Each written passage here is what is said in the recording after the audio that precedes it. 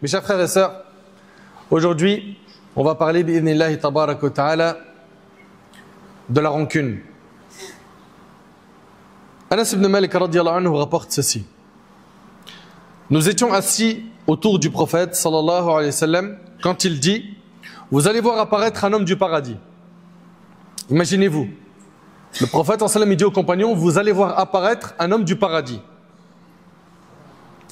Et on a assisté à l'entrée d'un homme, des Ansar, donc des habitants de Médine, la barbe encore mouillée suite aux ablutions, qui portait ses souliers à la main gauche.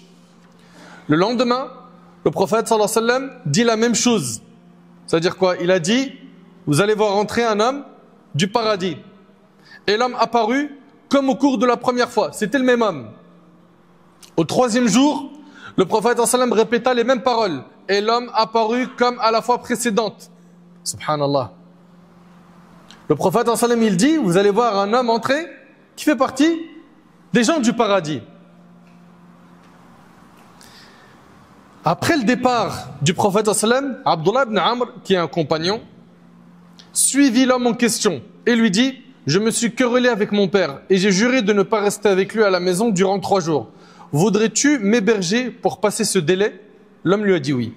Et en fait, Abdullah ibn Amr n'avait pas de dispute ni de querelle avec son père. Il voulait juste voir quelles étaient les œuvres que faisait cet homme qui lui ont fait mériter que le prophète sallallahu alayhi wa sallam dise qu'il fait partie des gens du paradis.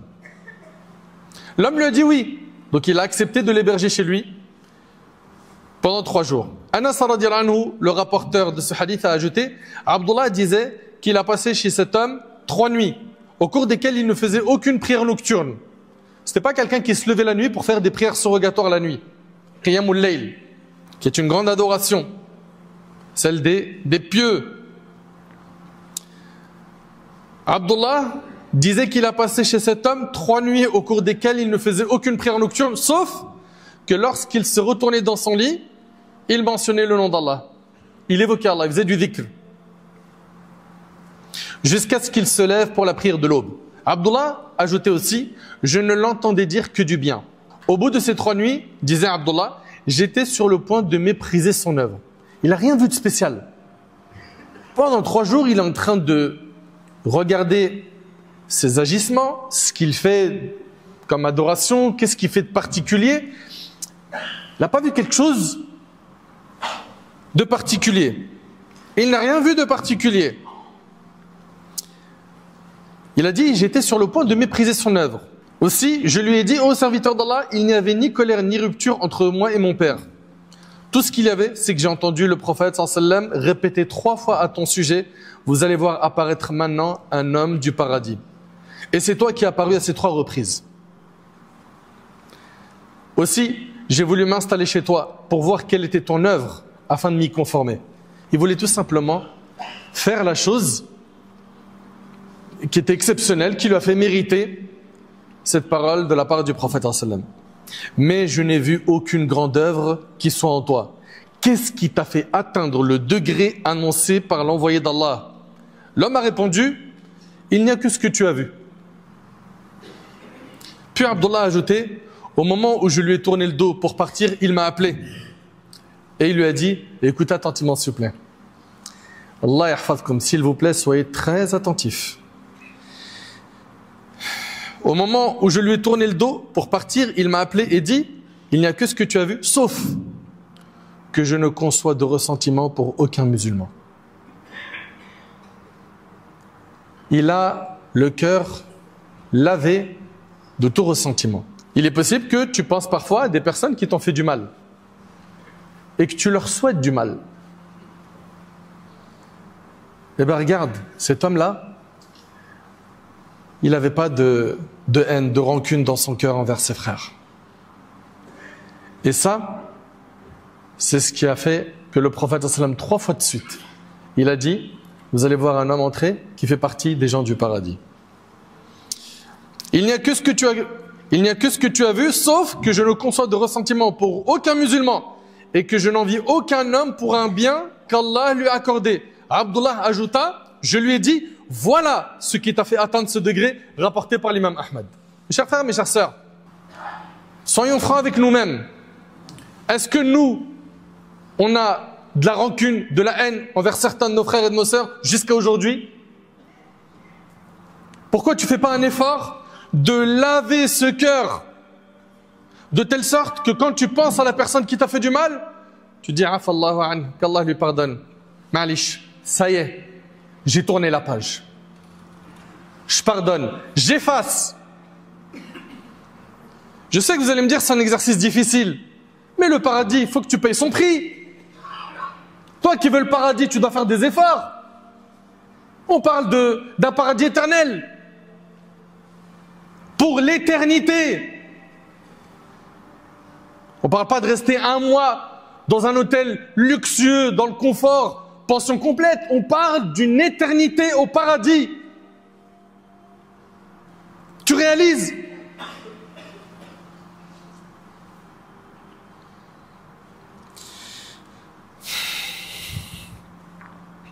Dans une autre version, celle de l'imam al-Bazzar et al-Haythami, il a dit, il n'y a que ce que tu as vu, sauf que je m'endors sans avoir de haine envers aucun musulman. Et combien on est nombreux à dormir, on pense à des personnes qui nous ont fait du mal. Et on a la haine. C'est une réalité. Mais pourquoi on ne prend pas exemple sur le prophète sallallahu alayhi wa sallam? C'est le modèle de l'humanité entière. Allah n'a-t-il pas dit laqad kana lakum fi rasulillah uswatun hasana? Vous avez en le messager d'Allah un excellent modèle à suivre. Notre prophète sallallahu alayhi wa sallam n'était pas quelqu'un qui avait cette haine et rancune qui habitait son cœur. Au contraire, il pardonnait. Kana ya'fu wa yasfah. C'est comme ça qu'il était décrit par les compagnons. Il pardonnait et tournait la page. C'est un exercice, je sais qu'il est difficile. Surtout quand tu penses à ces personnes qui t'ont fait des mauvais coups, qui t'ont trahi. C'est des personnes, tu leur as fait confiance, des proches, des amis, voire de la famille. Purifie ton cœur de la haine, de la rancune. Demande à Allah de les guider. Pardonne-leur. Fais cet exercice pour Allah subhanahu wa ta'ala. Tu en sortiras gagnant le jour du jugement. Serviteur d'Allah, la pureté du cœur est l'une des qualités morales les plus nobles, des vertus les plus honorables et des traits les plus sublimes. Elle fait partie des actes d'adoration du cœur les plus grandioses. Subhanallah, c'est par cette qualité que ce noble compagnon a mérité cette annonce bienheureuse confirmée à 3 reprises par le prophète sallam. Allah tabaraka wa ta'ala, en parlant des gens du paradis, il dit wa naza'na ma fi sudurihim min ghil ikhwanan ala sururin mutaqabilin. Nous aurons retiré de leur cœur tout ressentiment. Au paradis, c'est terminé, il n'y aura plus de haine et de rancune. Les cœurs seront lavés avant d'entrer au paradis. Nous aurons retiré de leur cœur tout ressentiment. Ils y vivront en frères, en faisant face sur des divans somptueux. Comprends qu'avoir un cœur pur, ça fait partie des descriptions des gens du paradis. Ibn Atiyya rahimahullah, il a dit, ceci est une information de la part d'Allah, glorifié et exalté soit-il, indiquant qu'il purifiera les cœurs des habitants du paradis de la rancune et de la haine, car celui qui porte de la rancune en souffre. Tu entends mon frère? Ma sœur, tu entends? Celui qui porte de la rancune dans son cœur, il en souffre. Or, il n'y a aucune souffrance au paradis. Avoir un cœur pur de toute rancune, de haine, c'est une qualité de pieux. Et c'était le désir des pieux parmi les pieux prédécesseurs. Allah Ta'ala il dit وَالَّذِينَ جَاءُوا مِن بَعْدِهِمْ يَقُولُونَ رَبَّنَا اغْفِرْ لَنَا وَلِإِخْوَانِنَا الَّذِينَ سَبَقُونَا بِالْإِيمَانِ وَلَا تَجْعَلْ فِي قُلُوبِنَا غِلًّا لِلَّذِينَ آمَنُوا رَبَّنَا إِنَّكَ رَءُوفٌ رَحِيمٌ. Ils sont également destinés à ceux qui sont venus après eux et qui disent « Seigneur, pardonne-nous ainsi qu'à nos frères qui nous ont précédés dans la foi. Ne suscite en nos cœurs aucun ressentiment envers les croyants. » C'est l'invocation des pieux, de ne pas avoir de ressentiment envers les croyants. Et toi, tu trouves normal que tu as de la haine envers ton frère, que tu as de la haine envers ta sœur. Ne suscite en nos cœurs aucun ressentiment envers les croyants. Seigneur, tu es clément et miséricordieux. Et notre prophète Muhammad sallallahu alayhi wa sallam, dans le hadith rapporté par l'imam al-Bukhari et Muslim selon Anas, radiallahu anhu, le prophète a dit, aucun d'entre vous ne sera véritablement croyant tant qu'il n'aimera pas pour son frère ce qu'il aime pour sa propre personne. Ibn Shawkani, rahimahullah, il a dit, quant à la pureté du cœur, cela signifie l'absence de rancune, de ressentiment et de haine. Ça, c'est la pureté du cœur. Est-ce qu'on a réussi à atteindre ça? Est-ce qu'on fait un travail sur nous-mêmes pour atteindre ça? Ou est-ce qu'on vit bien avec cette haine et ces rancunes dans notre cœur?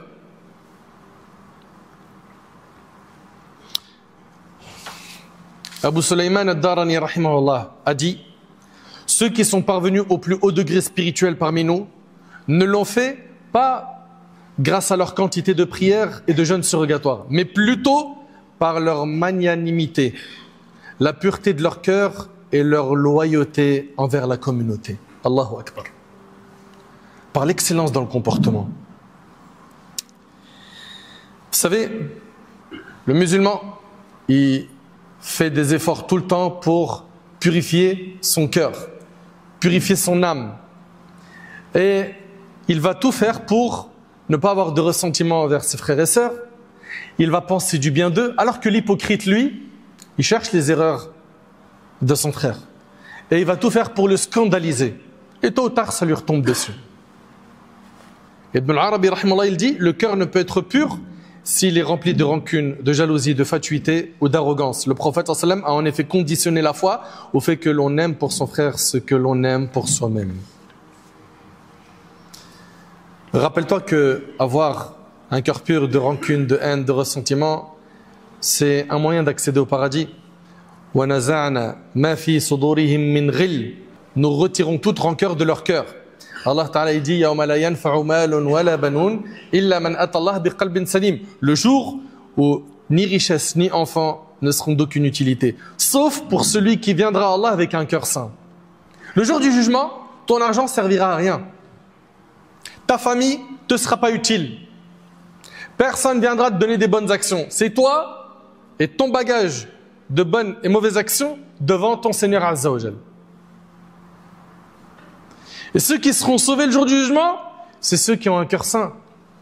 Allah Ta'ala, il dit, le jour où ni les richesses, ni les enfants ne seront d'aucune utilité, sauf pour celui qui viendra à Allah avec un cœur saint.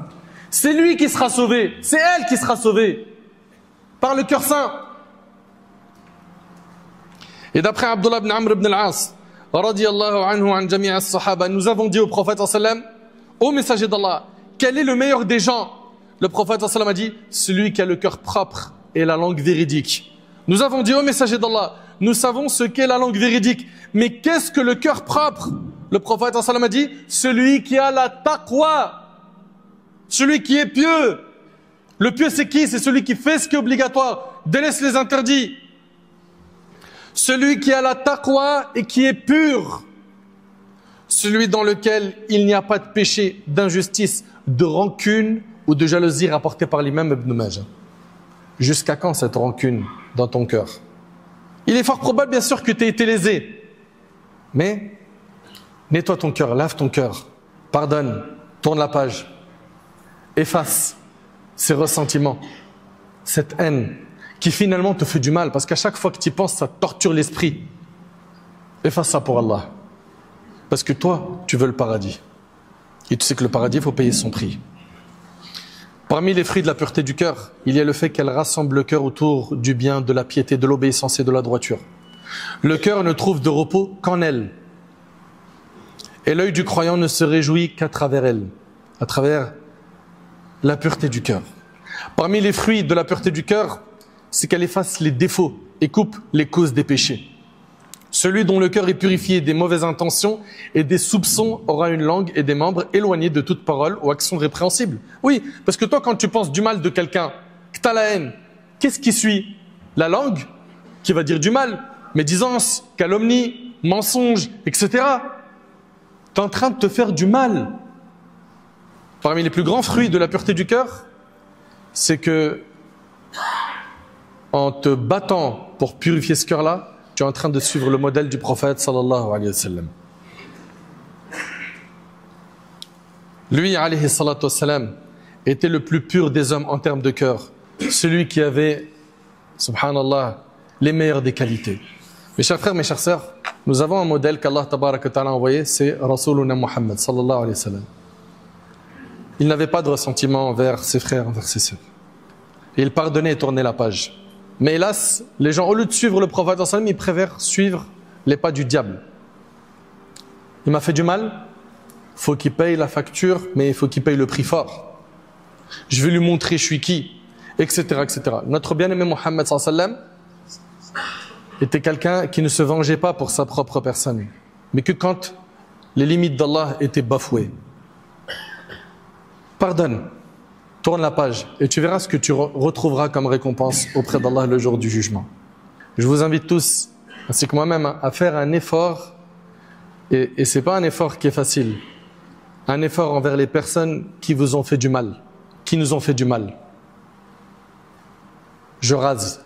Et rappelle-toi de la première personne dont on a parlé dans le hadith, où le prophète il a dit 3 fois à son sujet, va rentrer un homme parmi les gens du paradis. Rappelle-toi de ce hadith. Et rappelle-toi de ce qu'il a fait atteindre ce degré. Et si toi aussi tu cherches les hauts degrés du paradis, il va falloir que tu fasses des efforts. Il n'y a rien sans rien. Dans ce bas monde, tu as fait des efforts et tu as sacrifié énormément pour tes études, pour avoir le diplôme. Tu as eu le diplôme, tu as fait le nécessaire pour te retrouver dans un bon poste, avec un bon salaire. Et quand tu as des opportunités, des possibilités d'évoluer, tu cherches toujours à évoluer. Pourquoi? Pour être dans un meilleur poste, gagner plus, etc. Et pour faire plaisir à ta famille, etc. Très bien. Ça, c'est concernant ce bas monde. Mais pour la vie éternelle, qu'est-ce que tu as préparé? Où sont tes ambitions? Où est ta motivation? Où sont tes sacrifices? Les ressentiments. On fait un effort à partir d'aujourd'hui d'effacer toutes ces haines et ces rancunes qui habitent nos cœurs. Et on demande à Allah de nous faciliter. Et avec l'aide d'Allah, cela se réalisera.